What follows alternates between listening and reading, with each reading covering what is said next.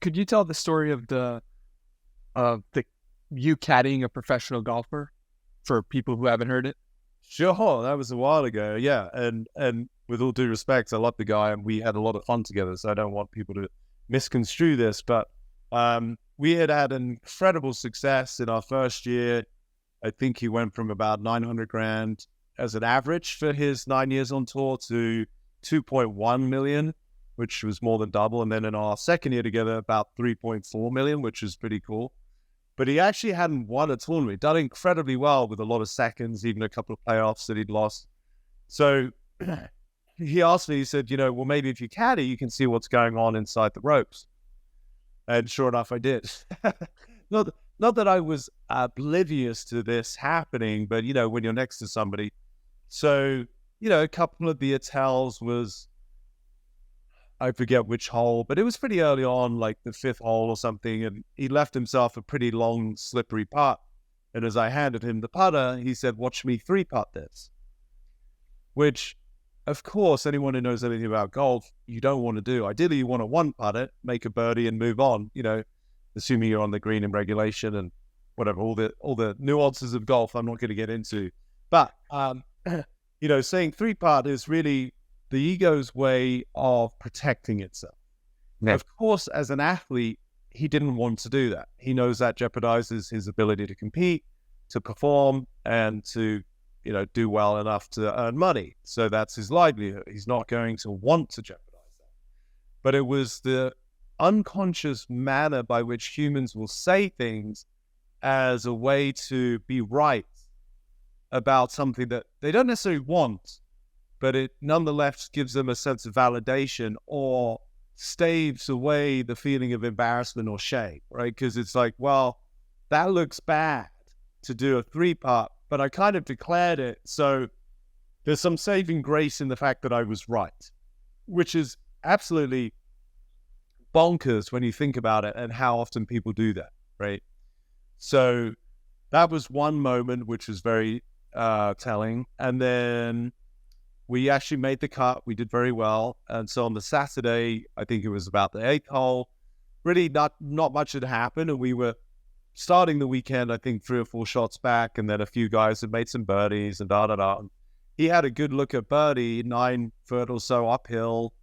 And he hit it a little too hard. And then he had about a 3-footer coming back downhill, which was very slippery, and missed that. So we went from a birdie opportunity to making a bogey.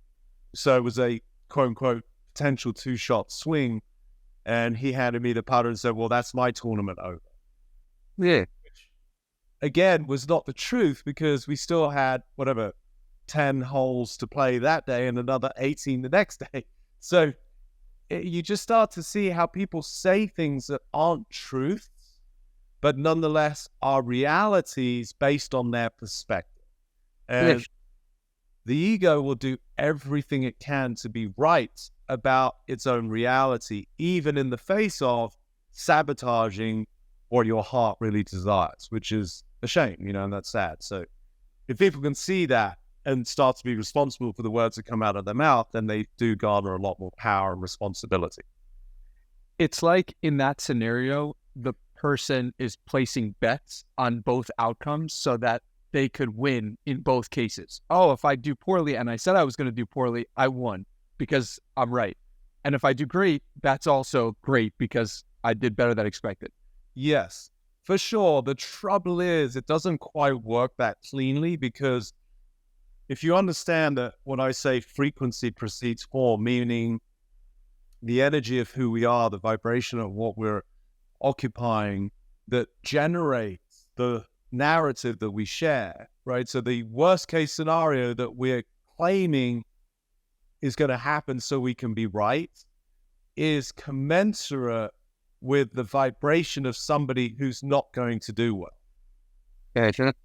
So even though there is that possibility, that he could drain that long foot, that long putt and make a birdie, and there would be some relief and he'd smile and the crowd would clap and he would feel a moment of reprieve, then the tendency still is to default back to that old identity that is still based in fear and limitation. So even though there is that possibility of a win-win, and of course that's the ego's ignorance in the way that it's hoping it will happen, but hope doesn't do much for people, because you're holding on to the idea of yourself as this constrained identity and then hoping that something good happens. Meanwhile, you're just perpetuating and reinforcing the idea of your own limitations, which are all based in illusion, right? So there's that part to be aware of, which is when you are in that limited view of yourself, there is a real energy and frequency and vibration, as Tesla said. If you want to understand the way the universe works, understand those three, that then drives your thoughts, your emotional state, your actions, and your results. So it's a continuum. You'll get moments of relief. You could feel like a loser or like, what's the point? And, even a blind squirrel finds a nut. That kind of phenomenon can happen.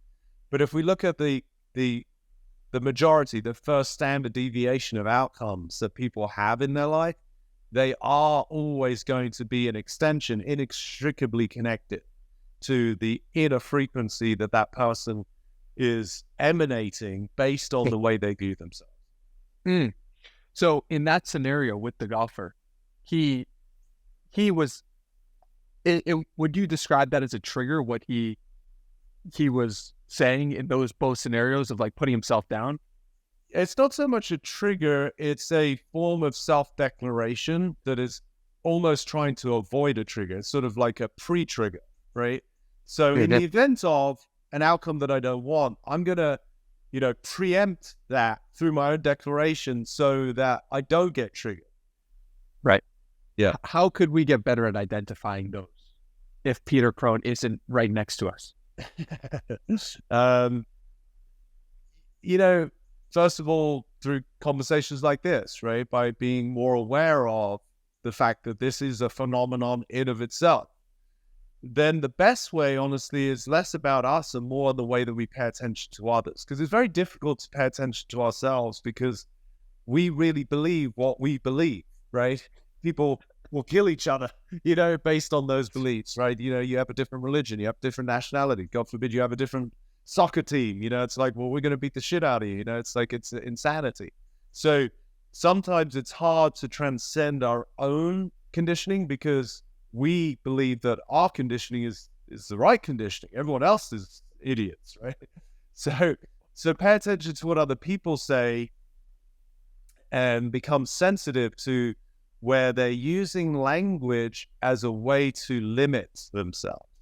Like, oh, I knew that was too good to last. So, I always do that. I'm so clumsy.